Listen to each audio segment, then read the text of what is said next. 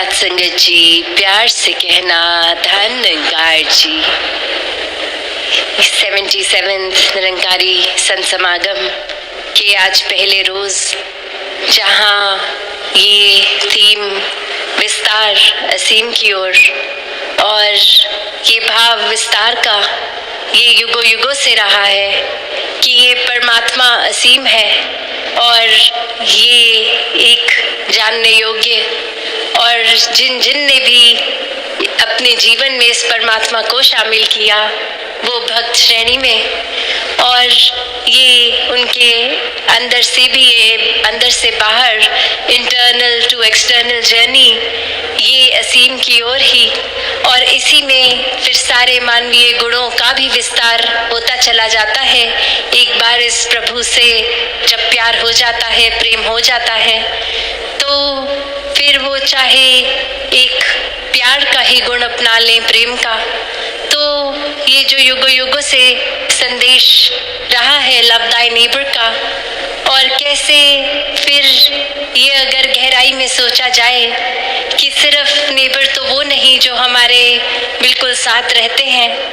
ये अगर अपने हम शरीर की ओर भी गौर करें तो ये दिल और दिमाग भी ये पड़ोसी ही तो हैं। अक्सर ये तालमेल दिल और दिमाग की ही नहीं रहती। ये मन तो चंचल कुछ भी सोचता है, अक्सर एक रूप ये कुछ मन कुछ और चाहता है और दिमाग कुछ और सोच लेता है। कैसे फिर ये अक्सर आजकल मन में तनाव की भी बात आती है, तो ये बैलेंस की बात जहाँ, तो जब ये बैलेंस मेंटेन होगा और वो सिर्फ परमात्मा को शामिल करके ही हमेशा का आनंद मिल सकता है, ये स्थिरता आ सकती है, ये मन में फिर विस्तार आ सकता है, अपनत्व आ सकता है, ये फिर ब्रॉड माइंडेडनेस आ सकती है, दिल इतना विशाल कि हर एक को एक्सेप्ट कर सकता है। ये फिर भाव हमेशा कि युगों युगों से जैसे संदेश हर पीर पैगंबर ने दिए कि जीते जी एक वाक्य ही पूरी मानवता के काम आना है, अपना ये जो स्पिरिचुअल ग्रोथ तो करनी है, साथ ही इस संसार के लिए वरदान बनना है। ये जीवन, ये संसार, जैसे जब हमने जन्म लिया तो धरती जितनी सुंदर थी, अपने जीवन काल में इस धरती को और सुंदर बनाना है, चाहे वो वृक्षारोपण करके, एक पोल्यूशन कंट्रोल की बात आती है, एक कचरे का सदुपयोग करते हुए, एक उसको कोई भी चीज का ऐसा अंधाधुंध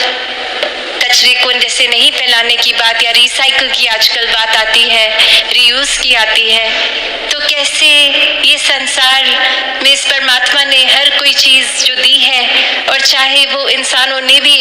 कुछ आविष्कार किए हैं, तो ये चीजों का सिर्फ सदुपयोग ही हो, और कैसे कोई भी चीज हमारे द्वारा इतने केयरलेस होके कि ये धरती का रूप बिगाड़ दें, ऐसा जीवन जीने के लिए तो ये जीवन नहीं मिला है। ये जीवन जहाँ एक स्पिरिचुअली भी और सोशली भी इस मानवता के काम आने के लिए है, एक अपने सुधार से शुरू होकर ये फिर कोई भी अगर मानवीय गुण पकड़े, एक मानवीय गुण जीवन में आ गया तो और विस्तार करें, दूसरे मानवीय गुण को अपनाएं, और इसका मतलब ये नहीं कि एक गुण जीवन में आ गया तो पहला जो आया है उसको छोड़ दिया जाए। तभी ये जर्नी, ये असीम की ओर की बात है कि ये मानवीय गुणों की भी बढ़ोतरी एक होती रहे, एक हम बढ़ते चले जाएं, एक एक गुण और जीवन में हासिल होता जाए। कैसे फिर इस संसार में प्रीत, नम्रता, समदृष्टि, विशालता, करुणा, दया इत्यादि कोई भी गुण अगर सोच लें, वो एक हम जीता जागता एक फिर वो प्रमाण हो कि एक सिर्फ शरीर ही मनुष्य का मनुष्य नहीं कहलाता, वाकई ही ये मानवीय गुण अगर है तो ही ये सफल जीवन है। और इसी तरह फिर इस परमात्मा, इस रूहान, इस की तरफ ही ये विस्तार होता रहे, और ये बीइंग बाउंडलेस वाली बात कि फिर कोई सीमा नहीं रहती। जब ये परमात्मा ही असीम है तो फिर ये प्यार का भाव भी ये हो सकता है। एक जीवन में अपने पोटेंशियल की जो बात आती है कि इस परमात्मा की ही अंश आत्मा जब सभी में है तो दैवीय होना संभव है, और वो दैवीय होने तक की ही यात्रा ये विस्तार की बात है। एक अपनी सोच को, दिल को भी छोटे नहीं करने, हर एक से प्यार करना है। ये भेदभाव अक्सर जो आ जाते हैं, एक कि कोई कहाँ जन्मा है, कैसे खाते पीते हैं, किस कल्चर के हैं, उससे एक नफरत की भावनाएं जन्म ले लेती हैं कि ये इंसान मेरे जैसा खाता पीता नहीं है तो श्रेष्ठ नहीं है।